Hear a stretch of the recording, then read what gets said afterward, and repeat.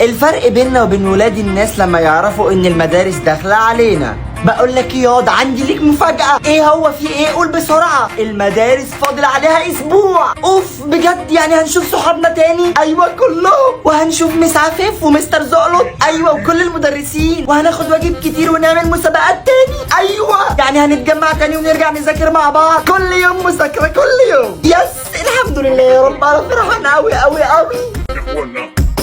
بقول لك ياض عايز اقول لك حاجه بس تمسك نفسك كده. في ايه يا اسطى؟ ابويا مات؟ لا حاجه اشد. نهار ازرق، في ايه ياض؟ قول. المدارس بعد اسبوع. ايه انت بتقول ايه؟ والله زي ما بقول لك كده، وحد الله.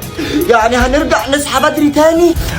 يعني هنرجع نشم ريحه اللبقاء تاني؟ للاسف يعني هنرجع نشم فيس العيال تاني. على فكره بقى انت اللي بتفسي وتقول مين اللي عملها. بغض النظر هنرجع نشوف الاشكال دي تاني ازاي؟ مضطرين يا اسطى. طب مستر لطفي اللي بينور ويطفي لسه ما ماتش؟ لا عايش. طب ميس عبير ام برابير لسه في المدرسه؟ موجوده يا اسطى. انا لله وانا اليه راجعون. اسندني هيغمى عليا. في ايه يا خالد مالك؟ مش قادر استوعب الخبر، حاسس اني هتشل.